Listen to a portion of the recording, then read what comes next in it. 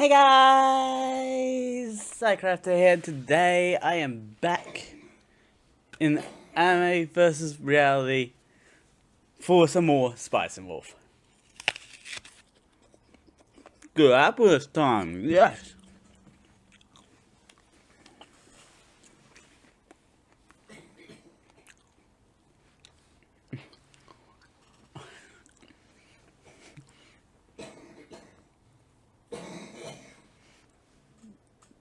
You all good there? So today I will be going through episodes 5 through to 9 because the first season of Spice and Wolf is a 13 episode season, so we got quite a fair bit to get through today. If you weren't here for last week, Hollow got exposed for being a wolf reincarnation. I don't know if that is the correct terminology that they should be using though, because isn't she just a wolf that can transform into a wolf girl, and vice versa?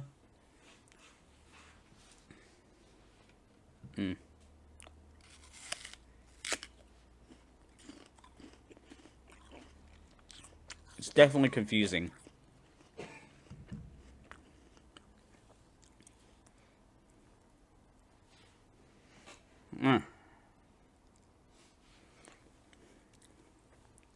But enough about trying to understand Hollow. We gotta get into episode number 5. We're still in the what I call the Trenny Silver arc with the whole Hollow being revealed thing. And with the truth of Hollow revealed, Malahide knows that this is a threat from Medio Trading, the letter telling Kraft to do nothing until the deal is completed. Kraft says they might still take it to the church even after the deal is done, which has to go through because Medio Trading has already invested in soon-to-be devalued Trenny Silver. He suggests they need to be aggressive to save Hollow, but Malahide mentions that if the church learns of Hollow, they have to be obedient. It's basically in the rule books. Even getting Hollow out of town has a chance of not saving her, and bargaining is out due to the profit Medio Trading stands to make. Kraft is left wondering if there's a trump card, and Malahide mentions there is one way, and that's to report Medio Trading has Hollow before they can.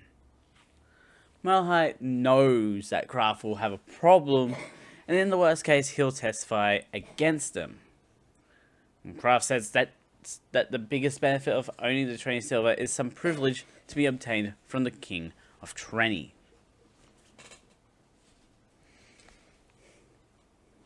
And Malahide's research shows that the royal family's finances are tight from gathering back Trenny Silver to melt them down for more silver coins with less silver in them. They're slowly not becoming silver coins, essentially.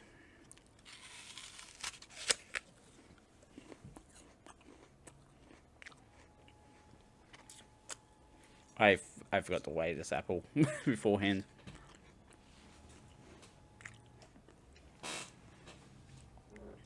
It does allow them to generate funds currently at the cost of the country's credibility going down, but it's bound to fall apart in the long term.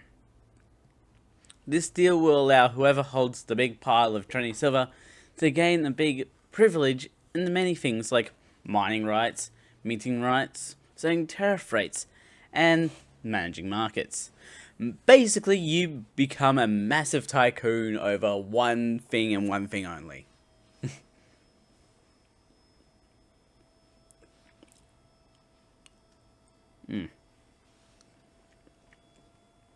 Kraft says to not trade the Trenny Silver for Hollow, but have them buy it and the privilege from Millennium Trading. Malahite is concerned because Millennium Trading would have their own trump card against them, but if the Trinity Kingdom were to get in trouble with the church, it wouldn't matter because they wouldn't want it to be public. It's like, do what they want to force them to buy something that they can't reveal, basically. Media Trading can't back off quietly, and that would leave them with the only choice to bring Media Trading down with them. Malahite believes there's a problem, but Kraft says that Media Trading is lacking in Trinity Silver collected, because if they had a decent amount, Hollow would already be at the church, but instead, they tried blocking their move.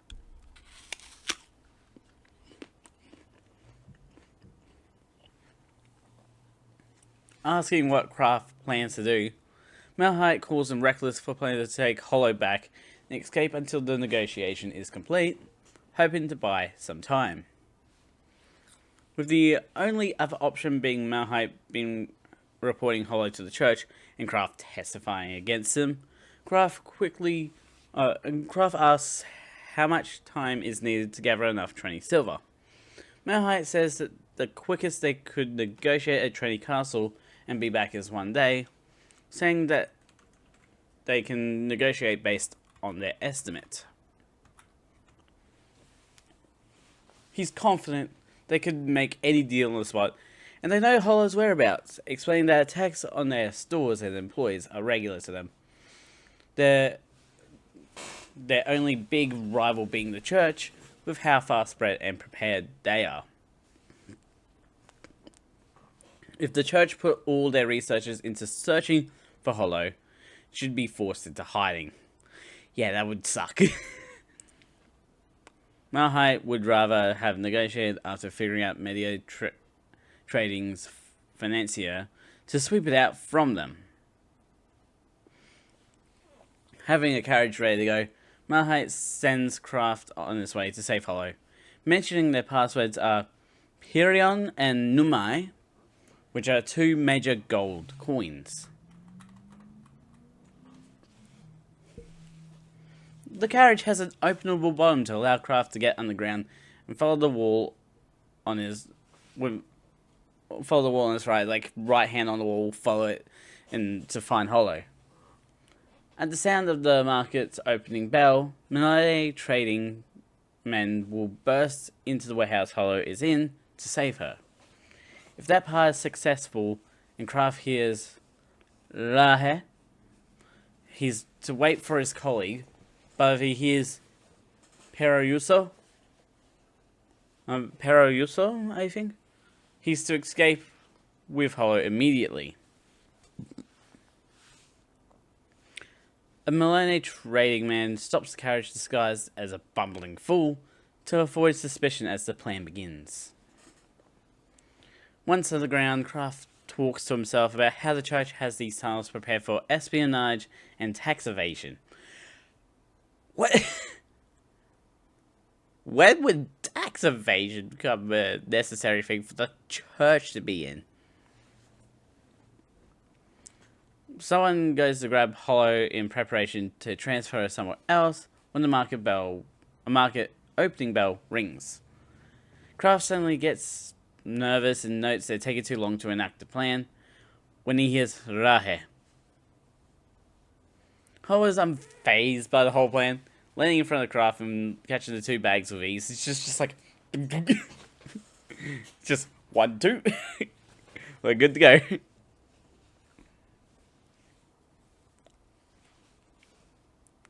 She then pushes Kraft out of the way so that the Media Trading colleague can join them. Kraft and Hollow return to the carriage, leaving the other guy to retrieve the ladder and find another exit. Yeah, so I think it's like they walked a bit and something like that. Or the guy came down and they've gone back up. I think they walked a bit.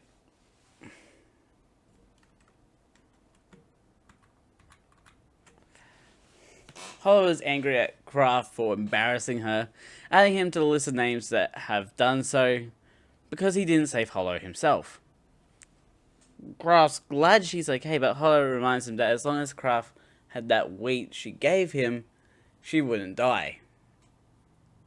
While in the clutches of Medio Trading, she promises the men free castrations if they tried to touch her. I love how like a lot of threats are done to like characters' crotches.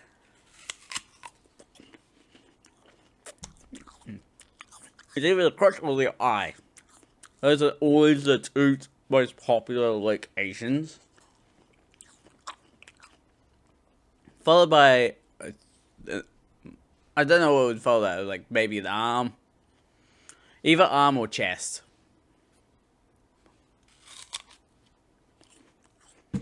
So I like to make jokes about that sort of stuff. Hollow's reaction changed when Chloe revealed herself to Hollow, showing she's working with Medio Trading, and now also the church, which was shown in the intro for the show.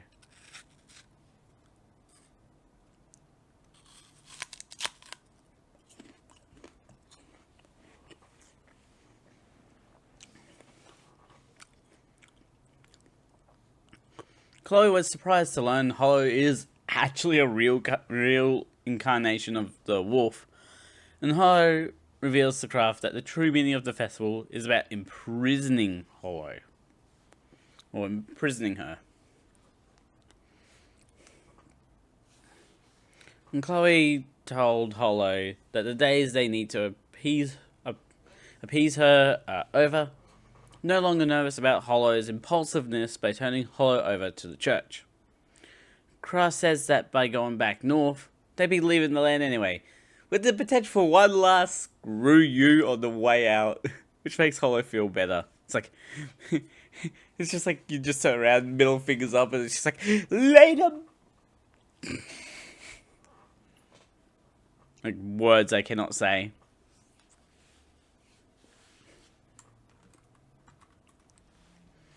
Hollow punches Kraft in the ribs while stating she has become delicate in terms of emotions, saying to not take it wrong. Kraft says that he's now protecting her from money until Medio Trading finishes their negotiations. The carriage reaches their location, and before leaving, Kraft informs the driver that Earl Arundot is a financier for Medio Trading. Having been listening in on their conversation, the driver thought about going back to being a peddler. The Kraft says not to because he'll end up taking someone like Hollow in. Returning underground once again, Hollow messes with Kraft again, mentioning she is cute when she asks if he finds her cute that way too. Medio Trading and the church are working together to try to find Hollow, with Chloe with them. Never truly trusted her.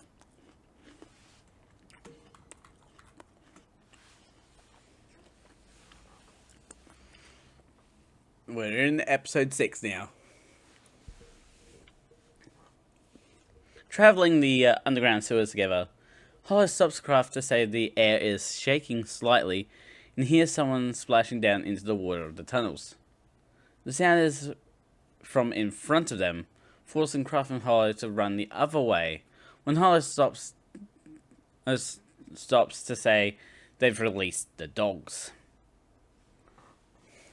Hollow uses her woof howl to scare the dogs away, telling Kraft to cover his ears to protect from the extreme volume and reverb of the tunnel. Yeah, because that would knock anyone out if that happened.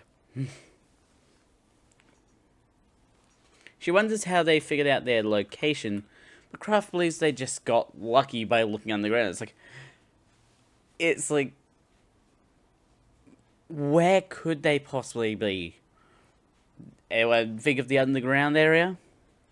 And everyone's just like, oh yeah, the underground area. Let's check there first. Of all places.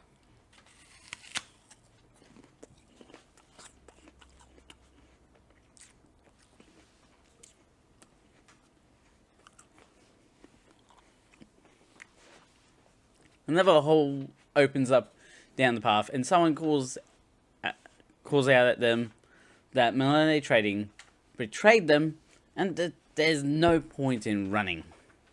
Kraft says they must have been sold for a high price, since when they have Hollow, they can shut down Pazio's Millennium Trading branch. In an attempt to slip down the side branch of the main tunnels, a random searcher finds them and calls out their location. The two keep running and almost into a knife-wielding guy, but Kraft dodges the attack with Hollow behind the guy's arm and Kraft clocking him in the face. However, Kraft is stabbed in the arm by a second hidden knife wielder, but Kraft returns the favor with his own cheap shots of the guy's balls. Ooh, made them a bit flatter. Kraft continues on with Hollow, now leaving a blood trail for Medio Trading to follow directly to them until he passes out. He never heard what Hollow said about smelling light, and didn't know Hollow bandaged him up. I find it weird that Hollow says she smells light. How does light have a smell that you can sniff the air and be like, that smells like light over there?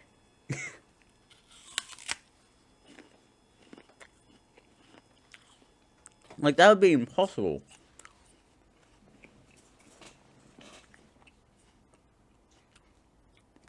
It'd be more of a, ooh, I smell food that way situation. Hollow leads him to the light she smelled, which happens to be an old well that's located at a dead end, leading to them being cornered. And it's also right underneath the market, so there's like a lot of stuff. With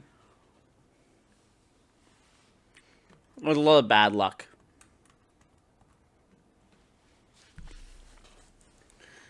Chloe steps out from the crowd, disappointed to be seeing Kraft defending Hollow and explaining how Earl Arendot is behind Medio Trading,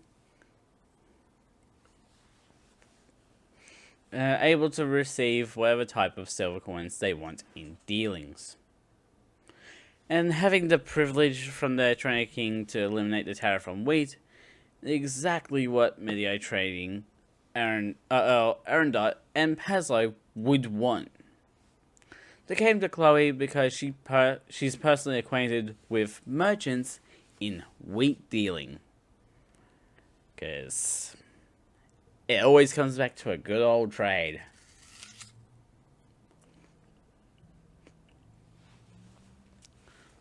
Chloe asks Kraft to hand Hollow over to the church and accept the world of tariff-free wheat and let Medio Trading shut down Millennium Trading.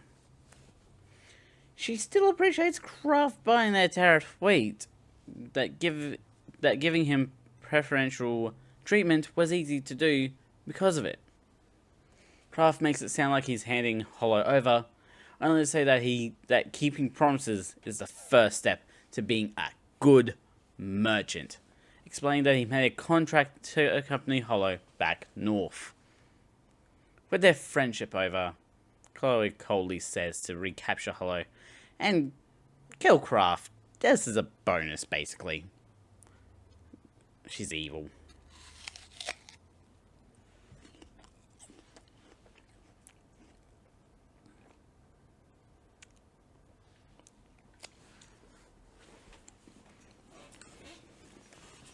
Kraft prepares to fight, but Hollow pulls him back and sucks his blood from his wound, ooh, like a vampire, to transform into a giant wolf form and wreck everyone, with only Chloe still alive. Although, I don't think she actually kills them. We don't really see dead bodies. As Wolf Hollow leaves, Kraft shouts about the clothes she tore up during her transformation, saying she'll need to pay for them. He later awakes in the Maloney Trading building, his arm having been treated for Hollow's bite and the stab wound, which is all conveniently on the one spot. It's like, oh, well, that's super convenient. Thank you. Thank you, Hollow, for putting double the injury on the one spot. That really is not a good idea. Malhate is there to apologize for the mishandlings on the behalf of Maloney Trading. McCraft says everything happened because of Hollow. Because at the moment he's thinking, yeah, she's just run off on me.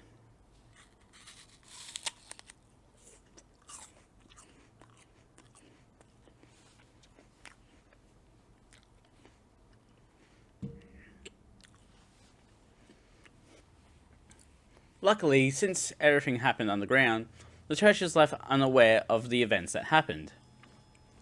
Malahide knows what happened since Hollow, in her wolf form, brought them to Kraft to rescue, but wouldn't hand them over until Malahide saw her transformation back to human for himself.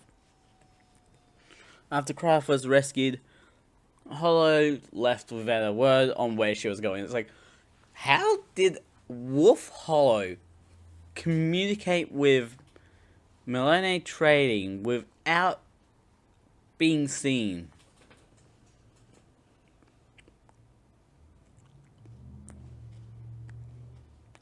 And also, how did no one hear the giant howl that Hollow unleashed from the well? It's like, huh?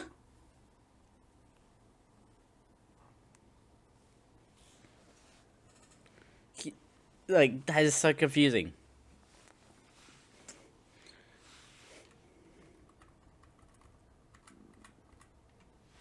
Kraft asks how the deal went, and learns that Maloney Trading got the privilege and that they collected exactly 307,112 Trenny silver. The Trenny King is planning to devalue the Trenny silver drastically and promises to pay 350k silver worth in cash when they deliver it, meaning Kraft should receive 1.75k Trenny silver per the contract he has with Maloney Trading.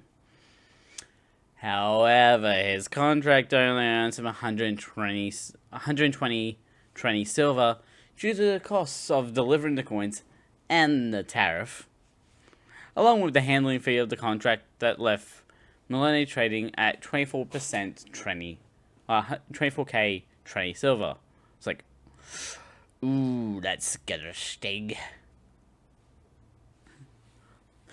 In a double dealing twist, though, Maloney Trading paid for the privilege from Maloney Trading, which later craft 1k Trenny silver, which is a small amount of the total Maloney Trading got. Instead of taking the Trenny silver, Kraft asks Malahide for pepper because of how light it is, and the fact it needs little space, and that the price will rise when winter approaches.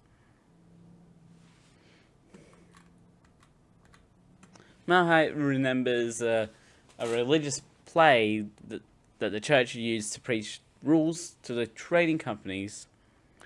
He recounts it to Kraft, saying it's about the devil confronting a fat, rich merchant and requesting the tastiest human or be eaten himself. Eventually, the merchant finds a boy that smells of honey and milk to present to the devil. The boy says to the devil that the rich merchant is the tastiest person because he seasoned his souls with spices every day.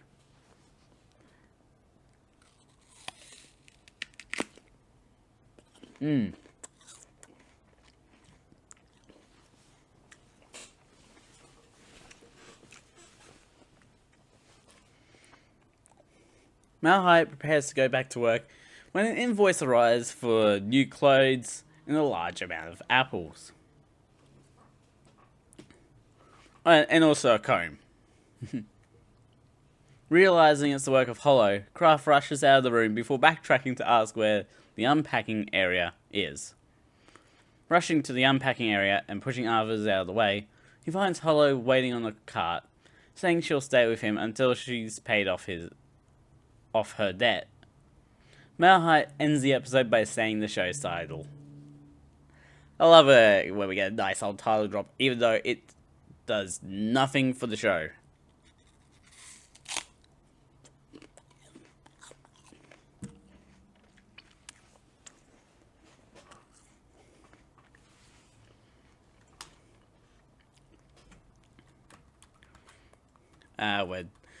We're going into episode 7 now. And with the medio trading drama done, Craft and Hollow are still in Pezio. Hollow eating some apples while Craft looks at paperwork. Hollow's regretting eating between 17 to 19 apples in one sitting and shouts there are 81 apples left when asked.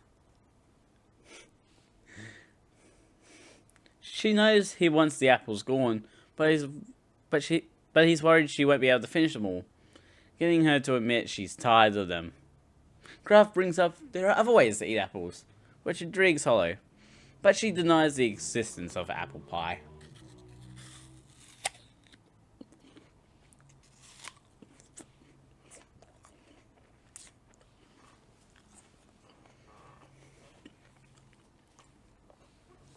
Seeing her get excited over apples and apple pie, he switches the topic to dinner, asking if she wants salt seasoned meat or fish, which she excitedly says, meat. Good old meat. Got a bit of a bad insight on this apple. Oh wow, that really shows up as a high quality. Like on this side, it's clean, and then rotate it a bit.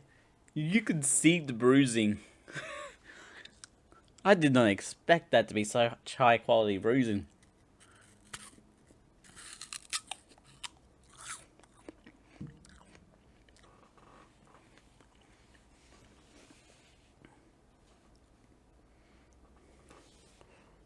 She gets ready to head out, acting sweet instead of her usual self, which makes Kraft blush, even after she reveals what she was doing.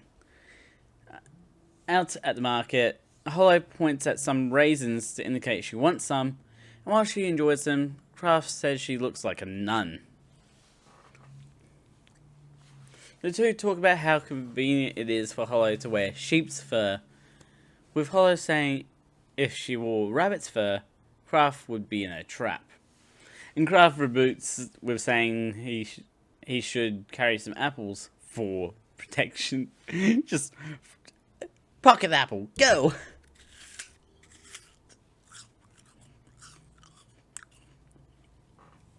Kraft brings up the downsides of looking like a nun, like how they don't drink during the day and talk a certain way. To get around the nun issue, Kraft suggests that Hollow gets another outfit similar to what girls wear in town. Hollow agrees to the idea, saying they should go do it now before dinner, which makes Kraft glad he didn't have to try to persuade her. She did see through Kraft's exaggerated reason for suggesting a new outfit, but she doesn't see Kraft's realization he doesn't have money for an outfit. Hollow suggests using the gold coins Kraft has to pay for the outfit, but if he does, he might get a lot of dirty looks because one Luminare gold is equivalent to 35 trenny silver. That's a odd conversion rate. Not as odd as Harry Potter's.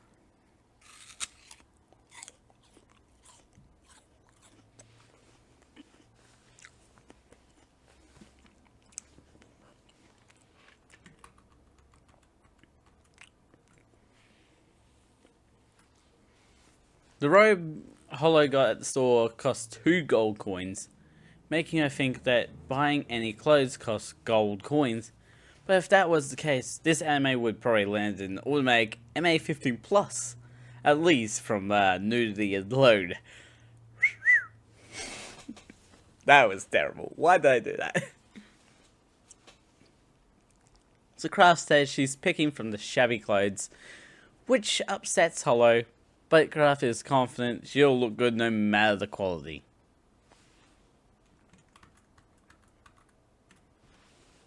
He makes the mistake of mentioning exchanging money, which brings Craft and Hollow back to Weiss. Weiss, why are you back? Go back to Remnant. Where the exchange is made with no issues, with a transaction fee of 10 loot silver, or while Weiss flirts with Hollow. Craft gets angry with Weiss for his lack of basic money dealing skills, saying gold coins are stored in a box, silver coins in a bag, and only copper coins are held by hand, seemingly jealous. Hollow also enjoys this teasing of Craft, flirting back with Weiss before leaving with Craft, asking Weiss if money deals work after dark, leaving Craft inviting him to the pub after work is done.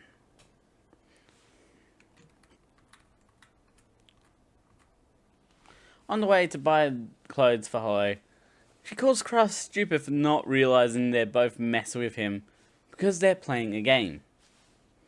She knows Weiss is a smooth talker, but her long life means she knows she can't trust the words from his mouth. Craft is so focused on other stuff, like buying clothes for Hollow, that she gets annoyed that he fails to grab the happiness God has given him twice, and she'll leave if he misses it again.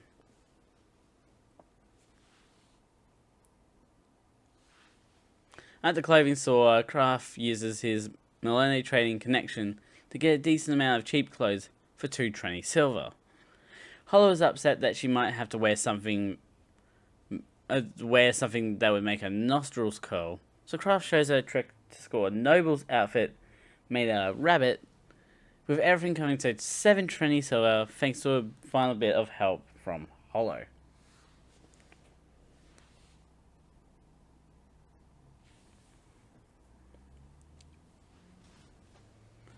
Afterwards, Craft asks if Hollow was confident she could knock the price down further, and she responds she could have gotten the clothes Craft is carrying for cheaper. Craft fires back that if she were to refrain from getting hammered on alcohol this evening, it'd save 7 silver before she knew it. He says the method Hollow used to knock down the price was rather dirty. But she's a wolf. She would do dirty tricks. Oh, my eye. I don't know what's up with my eye right now. It's not that I'm tired, it's just my eye is just not working.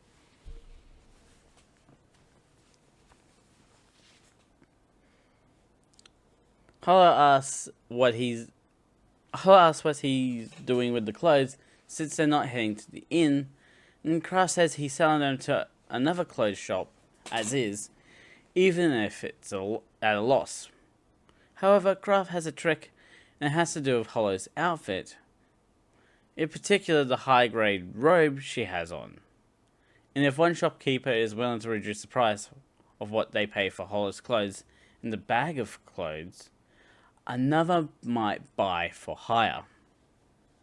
Hollow is still talking big of herself, which Craft calls out, so she challenges him to buy her at as high a price as possible, but he says he'll be using apples. Craft finally catches Hollow's hand on her third attempt to hold his hand, and she's happy that happened.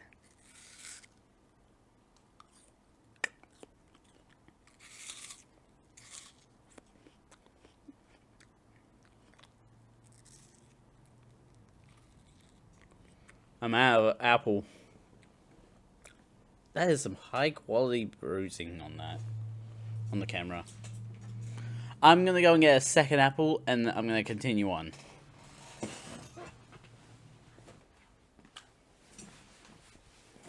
Got the second apple. Let's see if it's a good one. Good enough.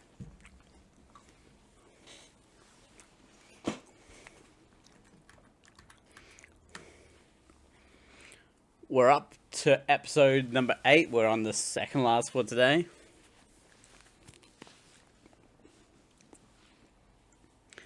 Out in the woods, a massive pack of wolves are preparing to attack a shepherd. At the pub, Craft and Hollow overhear some talk about another traveller's journey from Reuvenhagen, about a sorcerer who summons wolves to attack travellers for lifeblood. According to the church in Reuvenhagen, a whole caravan got attacked 2 weeks ago. Hollow's only thing to say on the situation is that she hopes the sorcerer is not a woman, because Kraft is easily tricked by women, knowing he's been drinking more since Chloe's betrayal. Though that was a betrayal, it wasn't drinking. It was a betrayal, not because of our stuff. She steals Kraft's drink and says that people are most likely talking about media trading in bars.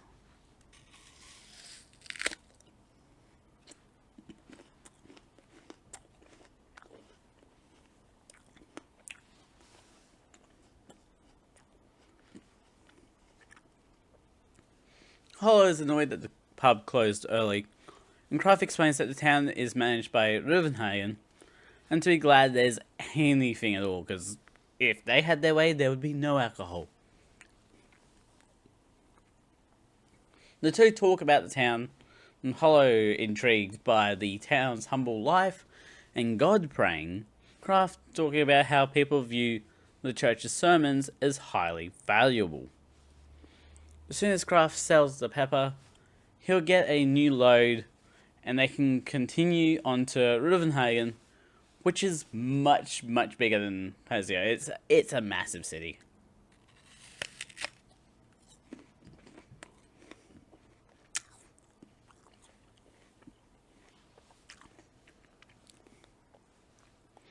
Hello asks if there will be apples in Reuvenhagen, and there are, but they'll be pickled in honey for winter, along with pears and peaches, leaving Hollow drooling over the honey-flavoured fruit. Oh, yeah. She asks if he's lying, and demands Kraft buy her some when they get to Reuvenhagen, literally dragging Kraft to get to their cart faster to sell the pepper and get going. The next day, Kraft is falling asleep from the shopkeeper's ramblings, but the shopkeeper gets back to business, able to smell the pepper Kraft is planning to sell. He asks if Kraft has scales, but instead of scales, he has faith in God, already knowing he's selling the pepper at the right time. Hollow tells Kraft she's thirsty, and he says to be patient until he remembers the Martin Fur deal. The shopkeeper overhears and offers water or wine, and Hollow chooses water when the shopkeeper leaves it. And when the shopkeeper leaves, it gives Hollow the chance to do something to the scale, or show off what she figured out.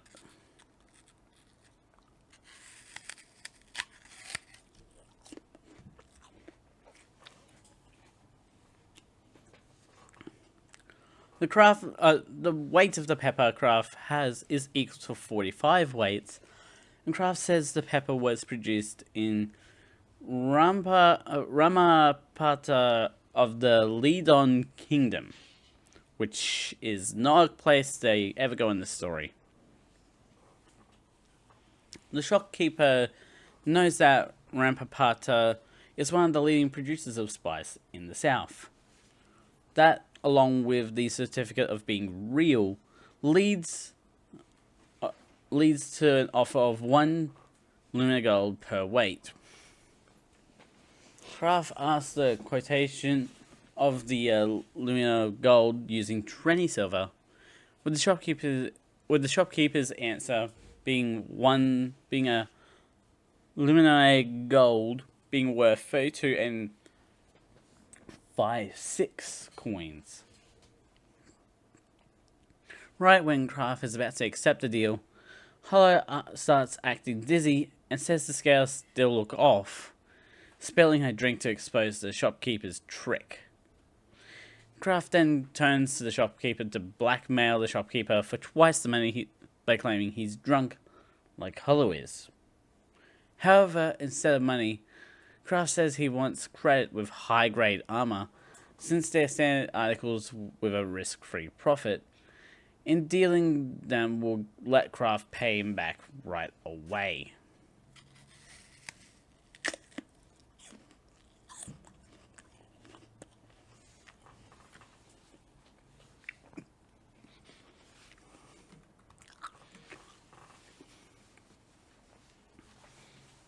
As soon as the shopkeeper leaves the room, Kraft and Hollow start laughing about how they got him on his lie. Hollow explains she knows this as soon as she entered the room, and bonks Kraft's head with her cup for being overconfident, saying he should have learnt from the Chloe incident. That night, Hollow brings up oil for her tale, and Kraft reminds her of the massive amount of money she's owing from the clothes, comb, and travel and food and drink expenses, as well as the poll taxes for entering towns. Hollow says she's not that sharp as a drunk, but she could fake falling out of bed as a sign she's still as sharp as a fox.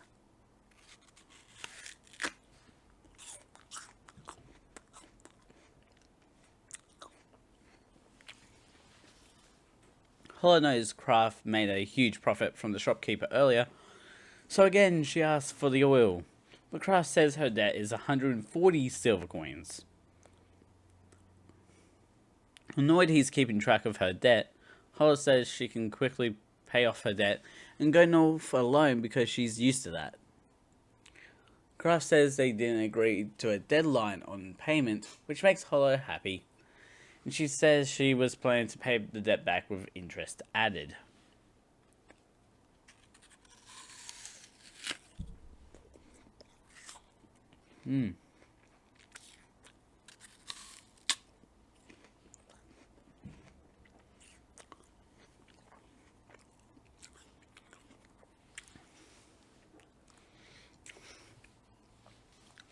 Kraft and Hollow leave for Rivenhagen, both yawning at the same time, and Hollow takes a small nap.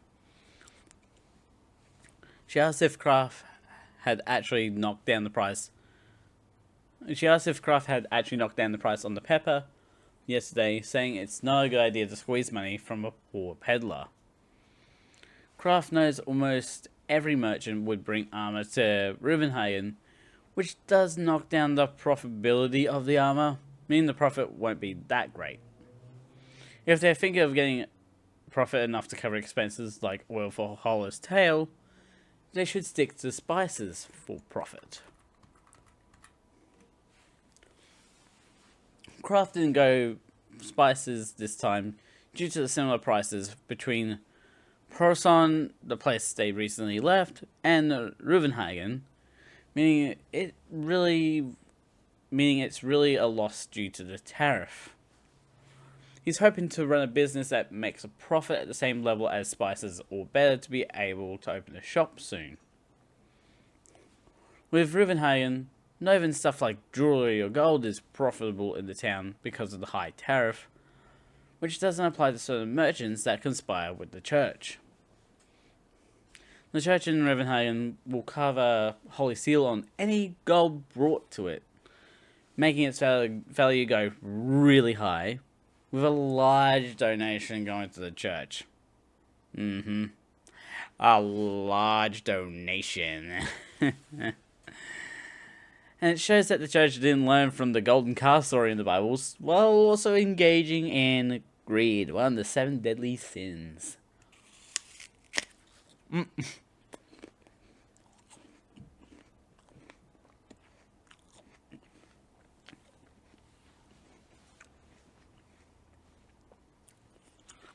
Smuggling gold into town holds a high risk, so people rarely think about doing it, especially thanks to the rigorous inspection of merchants' loads when coming into town. If you're caught doing so, the least you get is your dominant arm chopped off. See what I mean? It's either the crotch, the eye, or apparently the arm. Arm is the third most popular choice. I don't make the rules. Hollow is confident Craft's business can make steady money, but it's because of Hollow their profits disappeared just as quickly. She is a bit of a money drain, she is. The two come across a caravan of travellers that warn them of travelling up ahead in their direction because there are mercenary troops from the north in the area. Hollow knows the people Craft is talking about, seeing that even she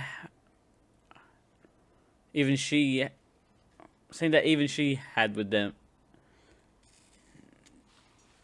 and their long, she hates them and their long spears. It's like when the wolf incarnation also is hating on the people with spears, you know they're annoying.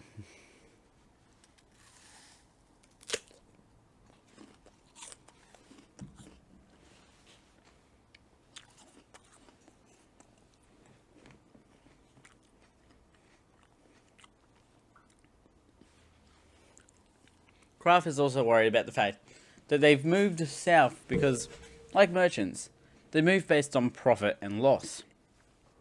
Their new plan is to take the detour to Ruvenhagen. Their new plan to take the detour to Ruvenhagen will take them by the pagan sorcerer, which Hollow is not scared of, as well as wolves being easier to deal with than humans. There's no one around, so Hollow decides to take a nap, and Craft worries if she'll still be able to sense wolves nearby, but Hollow says she can. However, Craft finds it hard to believe since Hollow snores in her sleep.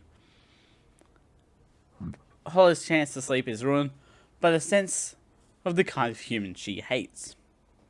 Not the sorcerer, but a shepherd. Craft greets the shepherd and asks for a prayer for safety on their journey.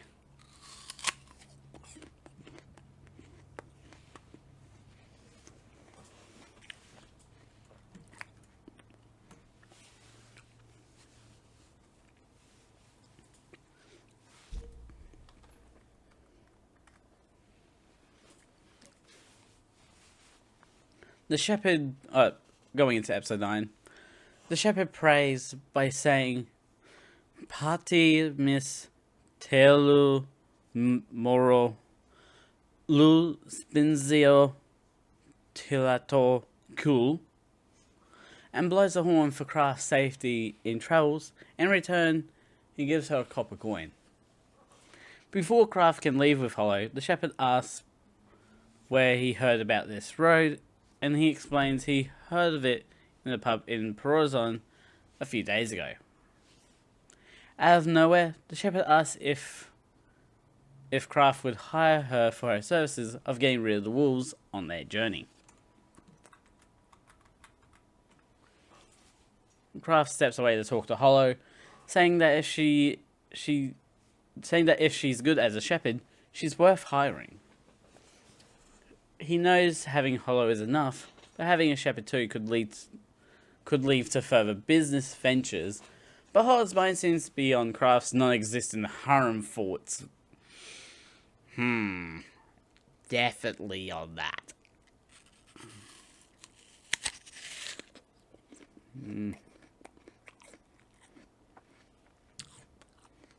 Definitely wants that.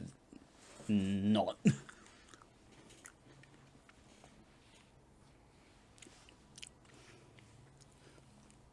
Asking about the shepherd's skills, it would be easy for her to hunt her sheep, but she could handle regular wolves easily, even from a group attack.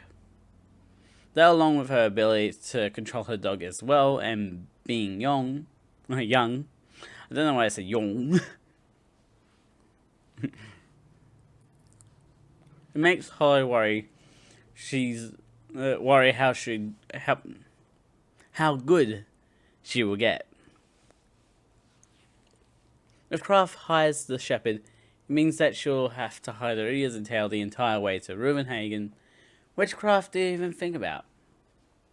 However, since it'll just be 2 days, Hollow lets Kraft do what he wants, and he hides the shepherd, whose name is Nora Arendt, for 40 Trier silver, which surprises her by how much he's offering.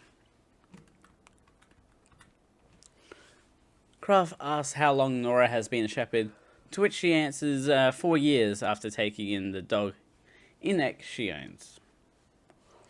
Before being a shepherd, Nora lived in a convent annex used to shelter the poor and helped out there.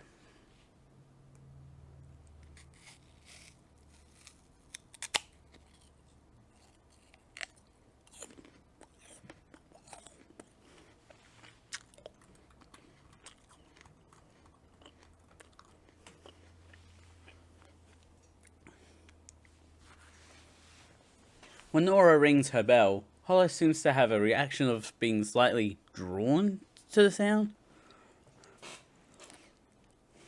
Inek was rather injured when Nora found him, not from wolves, but from either bandits or mercenaries. And it's also how Nora got her staff, because Inek had it with him.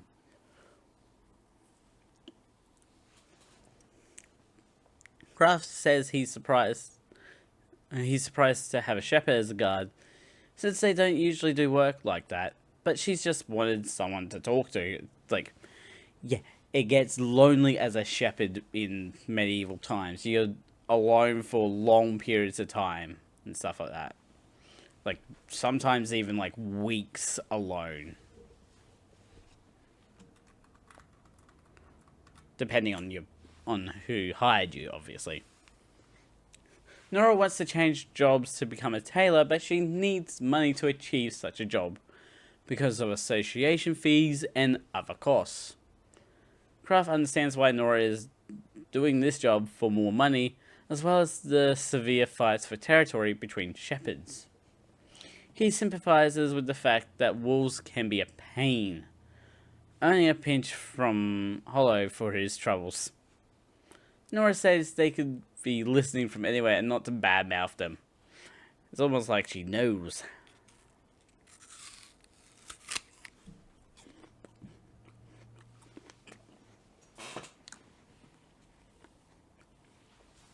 Kraft and Nora stop under a tree right before sunset, since shepherds go to sleep before sunset occurs.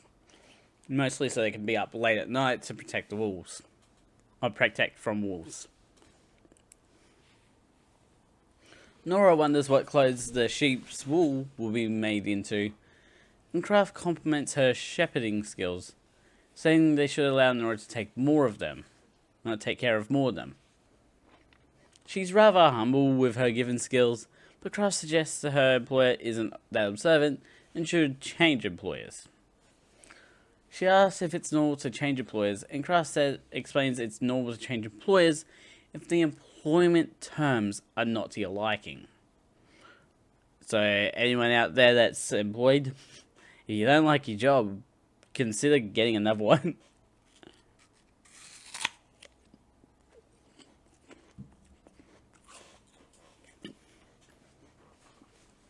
Or at least talk to your employer first, and then if they still won't do anything, then consider it.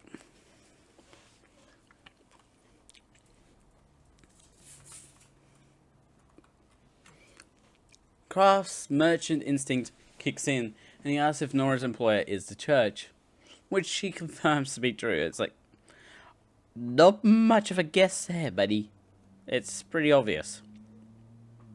He rescinds what he said earlier, tells Nora to keep working for the church, and promises to help Nora earn more money by asking if any of his merchant friends need a dependable guard while in Ruvenhagen. Hello doesn't show Nora any respect when she's asleep, calling her little girl, and stealing Kraft's jerky because she can't do anything peacefully with Nora around. In the evening, Hollow says that Nora didn't even want to talk to him, but Kraft's just glad that he had a normal girl to talk to. And that's not a love at first sight situation. Hollow just laughs at Kraft for the way he's talking, which annoys Kraft for how much she's laughing at him, basically. Hollow is excited to see Ruvenhagen, which they quickly reach and enter without issues, thanks to Nora's employment with the church. Kraft pays Nora not in 40 Trier silver, but in 2 silver that are worth 45 Trier silver when exchanged. He explains it's an investment to have a connection with Nora in case he comes across a money-making idea in wool trading. He also informs her that they'll be at the trading house of the Lohen Merchant Association for a while, just in case she wants to find more work as a guard. I'm just spotting mistakes throughout my writing, like, whew. Asking if there's more roads she can work on, she says she can go to Kasrata, Porozon, and Lamtra as well, which surprises Kraft because she could take the forest shortcut that scares even knights. Nora leaves for the livestock entrance to Ruvenhagen, and Kraft and Hollow move on to go through customs, head to Lumia Trading, and sell the armor sets. Hollow is dead set on getting the honey pickled peaches, even getting frustrated when Kraft ignores her and will throw a tantrum if they don't have them.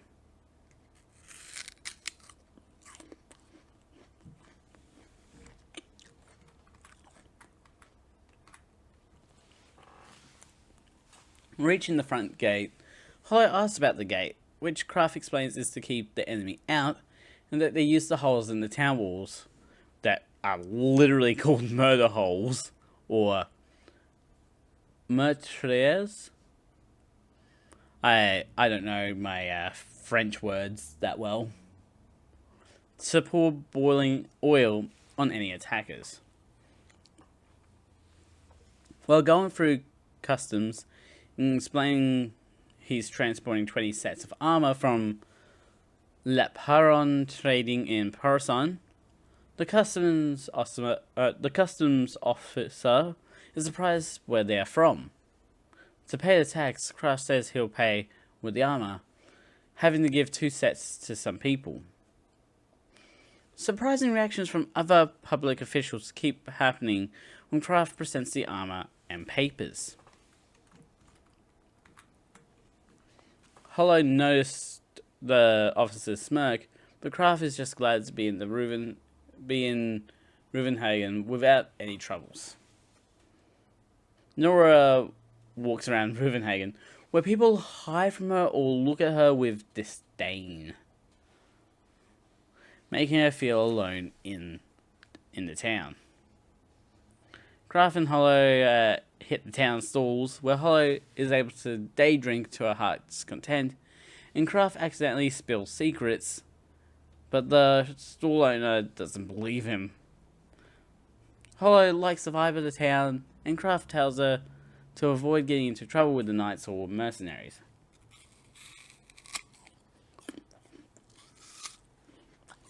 Yeah, you don't want to get in trouble. You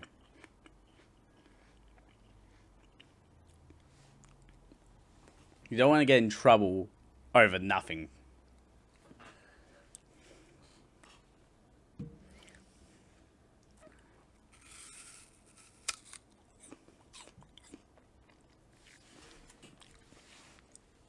The two head to the trading house, Hollow asks if there's any point to her coming along, to which Kraft says it's dangerous to leave her alone, which Hollow attributes to her cuteness. Kraft means more to her in how drunk Hollow is, and that she might accidentally reveal her tail and ears. But if that were to happen, she would take him in her mouth and run out of town. That thought reminds her of the story of a knight running with a captured young woman in his arms. But Kraft sees being in a wolf's mouth as unromantic.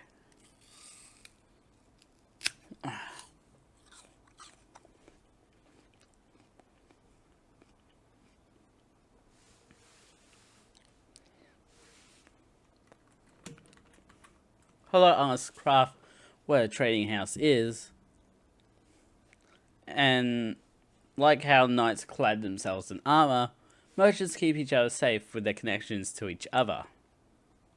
That's where a trading house is, and the place they're going to is a branch of an organization made up of merchants from the same homeland.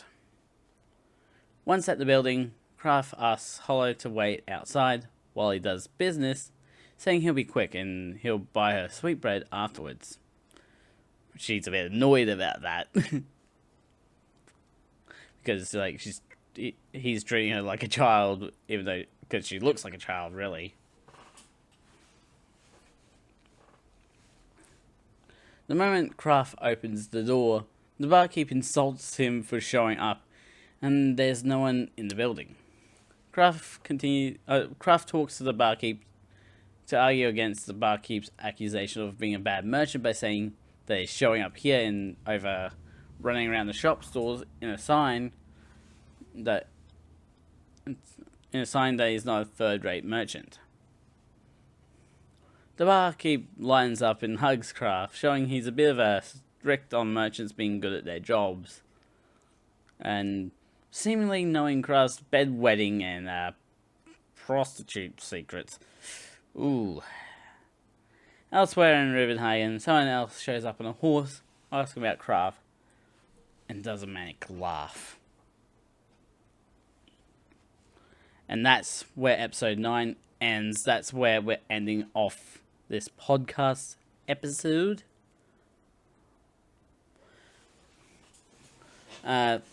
So, I'm very curious. Well, I know where it's going. But it's going to be interesting to see where this leads for Kraft and Hollow.